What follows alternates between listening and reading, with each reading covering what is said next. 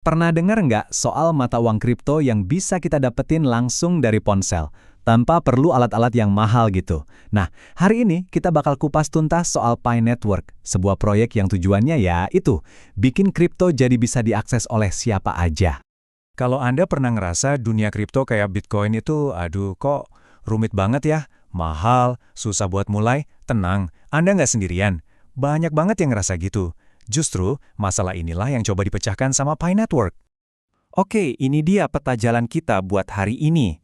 Kita mulai dari masalah kripto yang ada. Terus lihat solusi unik dari Pi, gimana cara kerjanya yang simple, kenapa identitas itu penting banget di sini, dan terakhir kita ngintip sedikit soal masa depannya. Yuk kita mulai. Oke, pertama-tama, buat ngerti kenapa Pi itu beda, kita harus lihat dulu nih masalah-masalah yang ada di kripto generasi pertama. Disinilah semuanya berawal. Nah, lihat deh perbedaannya di sini, jomplang banget kan? Di satu sisi ada Bitcoin yang butuh server farm gede-gede, makan listrik luar biasa banyak, dan akhirnya cuma dikuasai segelintir pihak aja. Ini bikin orang biasa kayak kita susah banget buat ikutan. Nah, di sisi lain ada visi Pi, cukup pakai ponsel, hemat energi, dan dirancang buat semua orang. Ini benar-benar perubahan total. Jadi, gimana para pendiri Pi yang dari Stanford itu mecahin masalah ini? Ya, mereka bikin pendekatan yang benar-benar baru, yang membawa kekuatan teknologi ini langsung ke saku kita. Misinya dari awal udah jelas banget, mengembalikan kekuatan kripto ke tangan, ya kita, orang-orang biasa. Bukan cuma buat para ahli teknologi atau investor kelas kakap, tapi buat kita semua.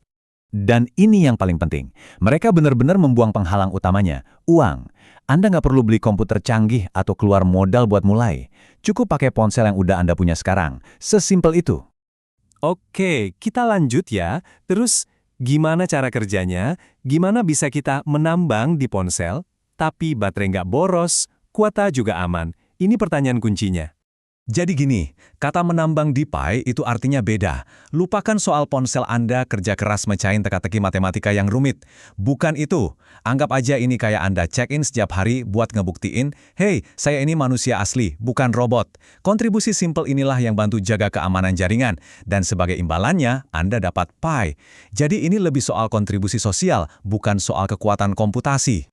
Ada beberapa cara buat berkontribusi. Sebagai pioneer, Anda cuma perlu tekan satu tombol sekali sehari. Gampang kan? Sebagai kontributor, Anda bisa memperkuat jaringan dengan nunjuk orang-orang yang Anda percaya. Setiap peran ini, sekecil apapun, itu penting buat ekosistemnya. Dan semuanya dihargai. Nah, ini nih yang membawa kita ke salah satu bagian paling penting dan unik dari Pi Network. Fokusnya pada identitas asli. Ini bukan sekedar fitur tambahan loh, ini adalah inti dari seluruh desainnya. Wow! Lihat angkanya, jaringannya udah tumbuh jadi komunitas global yang masif, lebih dari 60 juta orang. Nah, untuk menjaga integritas sebesar ini, penting banget buat mastiin setiap anggota itu adalah orang asli yang unik. Nggak ada tempat buat bot atau akun palsu di sini.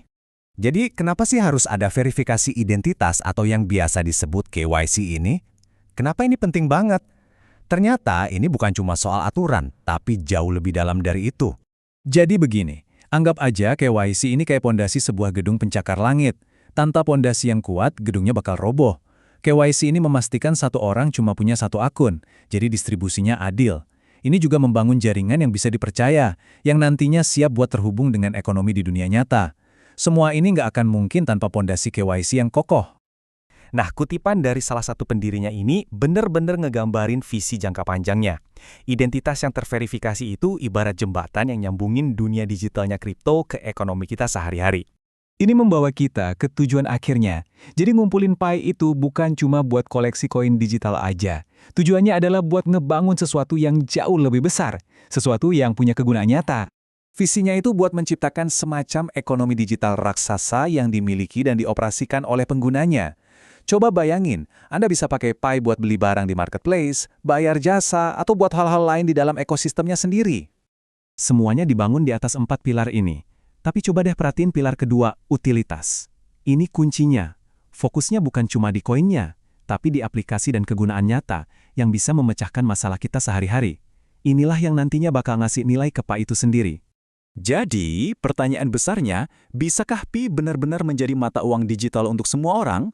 Dengan fokusnya pada kemudahan akses, identitas manusia yang nyata, dan kegunaan, Pi jelas sedang mencoba membuka sebuah jalan baru di dunia kripto.